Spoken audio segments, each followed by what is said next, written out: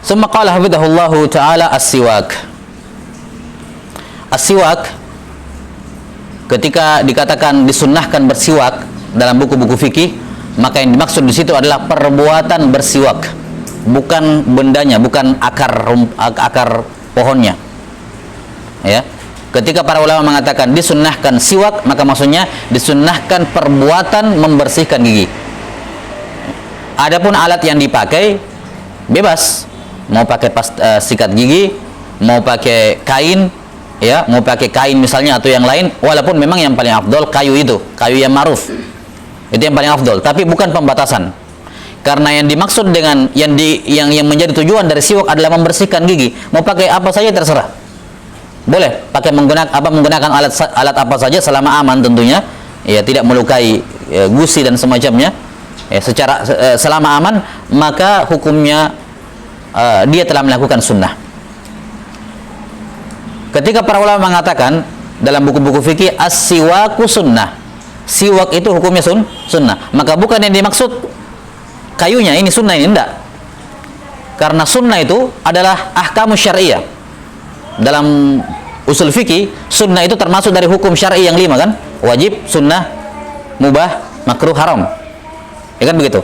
Dan kelima hukum syariah ini terkait dengan perbuatan hamba, bukan terkait dengan benda-benda, terkait dengan perbuatan. Makanya ketika mereka mengatakan siwak itu sunnah, bukan berarti kayu siwak sunnah, karena kayu nggak ada hukumnya. Apa hukumnya kayu? Nggak bisa dikatakan sunnah, wajib dan seterusnya. Jelas sampai sini? Ya. Kalau benda hukumnya najis atau suci, bukan hukumnya wajib atau sunnah. Maka ketika para ulama mengatakan siwak disunnahkan, maka maksudnya apa? Perbuatannya bersiwak. Ya. Karena perbuatan manusia lah yang dihukumi dengan hukum sunnah, hukum wajib, hukum makruh. Ya, af'alul mukallafin yang diberikan hukum. Adapun benda-benda mati tidak bisa dikasih hukum wajib, sunnah dan semacamnya. Maka ketika para fuqaha mengatakan as-siwaku sunnah, yakni perbuatan bersiwak itu yang sunnah. Ya, maka yang menjadi ibrah adalah perbuatannya, bukan alatnya. Walaupun tidak diragukan pakai kayu lebih afdol. Ya, karena zatnya, kandungannya, dan Nabi menggunakannya sallallahu alaihi wasallam. Namun itu tidak menunjukkan pembatasan sunnahnya pada kayu atau akar kayu tersebut. Yang menjadi ibrah pada sunnahnya adalah perbuatannya. Mau pakai sikat gigi, mau pakai kain, bahkan para ulama mengatakan bahkan kalau dia pakai tangannya, jarinya maksudnya membersihkan, ini dia sudah mengamalkan asal sunnah bersiwak. Ya. Taib. As-siwak secara umum disyariatkan. Ya, ini termasuk sunnah-sunnah yang bahkan para ulama mengatakan bahwa bersiwak pada waktu-waktu tertentu hukumnya sunnah muakkadah, sunnah yang mendekati wajib. Sunnah yang mendekati apa? Mendekati wajib. 6. Dikatakan oleh beliau sallallahu atau Syekh Hafizahullah dalam hadis yang pertama, qala an-nabiy sallallahu alaihi wasallam as-siwaku madharatun lil fami wa mardatun lirabb. Siwak, ingat, apa siwak yang dimaksud di sini? Bukan kayu siwaknya, tapi perbuatannya. Perbuatan membersihkan itu madharatun lil fam. Apa namanya? Membersihkan mulut. Wa mardatul lirabb, dan diridhoi oleh Allah Subhanahu wa taala. 6. Dikatakan di sini bahwa siwak membersihkan mulut. Ini menunjukkan bahwa siwak tidak terbatas pada gigi. Kata para fuqaha juga dianjurkan bersiwak pada lidah. Ya, membersihkan lidah. Kalau sekarang ada inovasi ini ya, pasta gigi ya, bagian belakangnya untuk gosok lidah. Ya, maka ini masuk dalam kategori siwak secara umum, membersihkan mulut, giginya kah? Atau gusinya misalnya kalau memungkinkan, dan lidah. Itu siwak secara umum. Makanya dikatakan madharatun lil fam, dan dikatakan madharatun lil asnan atau lisin, untuk gigi enggak. Karena siwak enggak terbatas pada gigi. Karena itulah para ulama mengatakan kaifiat yang disunnahkan dalam membersihkan gigi dan lidah adalah kalau gigi itu horizontal seperti ini. Ya. Kalau lidah itu vertikal seperti ini. Lidah mengikuti jalur lidah. Manjang begini. Ya, jadi kalau dia punya kayu siwak, untuk lidahnya dia vertikal seperti ini. Atas bawah. Tapi kalau gigi kanan kiri. Dia pakai siwak kanan kiri. Jelas ya? Demikian diterangkan dalam buku-buku fikih. Maka kita lihat bagaimana para fuqaha sangat ihtimam dengan masalah seperti ini. Ya, dan tidak diketahui satupun agama di muka bumi ini yang mendetail ya penjelasan mengenai cara membersihkan seluruh tubuh kecuali agama Islam. Dan ini menunjukkan besarnya ihtimam, perhatian Islam dalam masalah toharoh.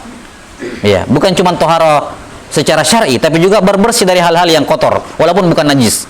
Islam betul-betul memberikan tuntunan yang luar biasa detailnya. Taib, dan dikatakan mardatul lirabb, mendatangkan keriduan dari Allah Subhanahu wa taala. Ya, dan kita bisa melihat bagaimana Nabi sallallahu alaihi wasallam melakukan siwak.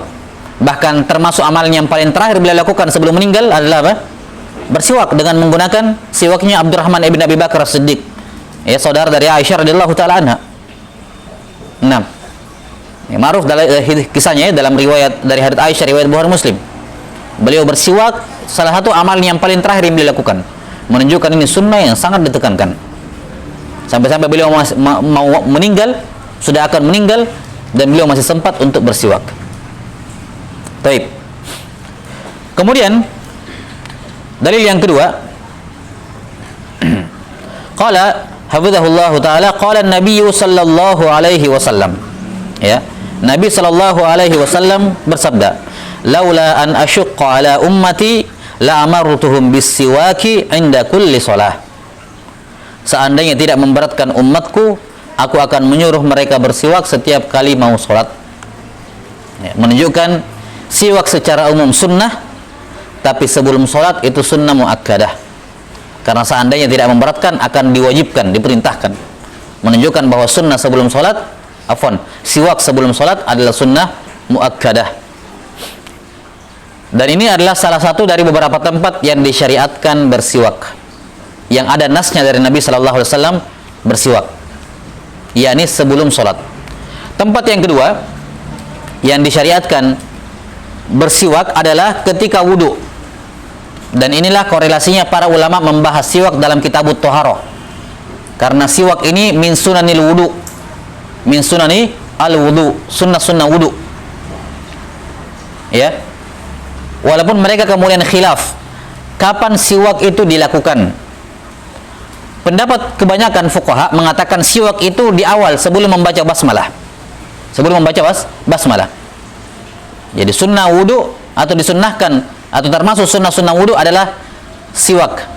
Jadi sebenarnya kalau kita berbicara mengenai kaifiat wudu secara umum, amalan paling pertama adalah siwak, baru basmalah. Jelas sampai sini? Siwak baru basmalah. Karena dia termasuk dari sunnah wudu. Jadi bukan amalan tersendiri siwak dulu baru masuk ke gerakan wudu, enggak. Amalan para fuqaha menunjukkan bahwa siwak adalah sunnah wudu. Berarti dia adalah rangkaian pertama dari wudu. Dia paling pertama sebelum baca basmalah. Dan pendapat yang kedua mengatakan siwak dilakukan setelah mencuci tangan sebelum kumur-kumur. Jadi baca bismillah, kemudian cuci tangan di awal wudu, setelah itu siwak. Setelah siwak baru kumur-kumur. Jadi dia masuk dalam gerakan wudu semuanya. Baik yang mengatakan sebelum basmalah atau setelah cuci tangan, semuanya memandang bahwa siwak itu masuk dari rangkaian wudu, termasuk apa sunnah wudu. Karena itulah dibahas dalam kitabul wudu masalah siwak ini. Jelas sampai sini? Baik. Jadi ada yang mengatakan siwak sebelum baca basmalah, dan ada yang mengatakan siwak setelah baca basmalah sebelum kumur-kumur. Ya, sebelum kumur-kumur. Ini tempat yang kedua. Tempat yang kedua disyariatkan siwak adalah ketika berwudu.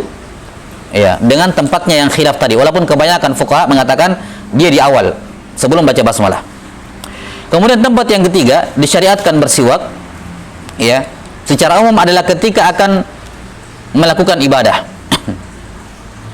Nabi sallallahu alaihi wasallam idza qama minal lail yashusu fahu bisiwak.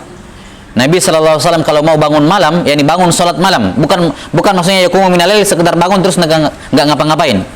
Karena kalimat yaqumu, kata qiyam dalam syariat itu bermakna salat di sini.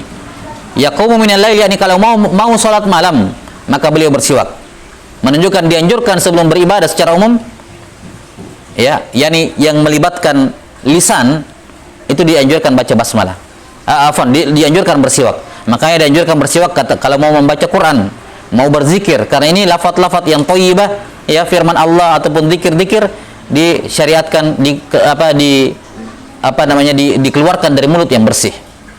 Kemudian yang ketiga adalah disyariatkan bersiwak, ya, ketika secara umum ya, ketika bau mulut berubah. Bau mulut berubah.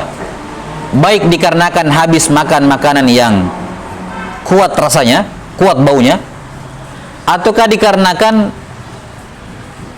diam dalam jangka waktu yang lama, semisal tidur, atau tidak makan dalam jangka waktu yang lama seperti puasa. Seperti puasa. Nah, jadi mulut kalau lama tidak beraktivitas itu akan bau. Apakah lama tidak ngobrol, tidak bicara? Makanya kalau tidur orang bau. Kenapa? Karena tidak beraktivitas mulutnya. Ya, yakni tulus sukut, diam dalam jangka waktu yang lama. Ataukah tidak makan? Dia berbicara tapi lama tidak makan. Maka ini juga membuat apa namanya? Bisa jadi asam lambungnya naik, nah, gitu ya. Nah, berbau. Taib. Walaupun dalam keadaan puasa, dalam mazhab Syafi'iyah dimakruhkan siwak sebelum zuhur. Ya, dimakruhkan siwak sebelum zuhur. Ya, ini yang mu'tamad dalam mazhab Syafi'iyah, walaupun Imam An-Nawawi rahimahullah beliau punya ikhtiar tersendiri mengatakan tidak dimakruhkannya. Tidak dimakruhkan. Boleh siwak sebelum zawal. Wallahu taala alam bissawab. Taib. Ini beberapa tempat dan masih ada beberapa tempat-tempat lain yang disebutkan oleh para fuqaha, ya, disunnahkan bersiwak yang dipaparkan dalam pembahasan fikih. Wallahu taala alam bissawab.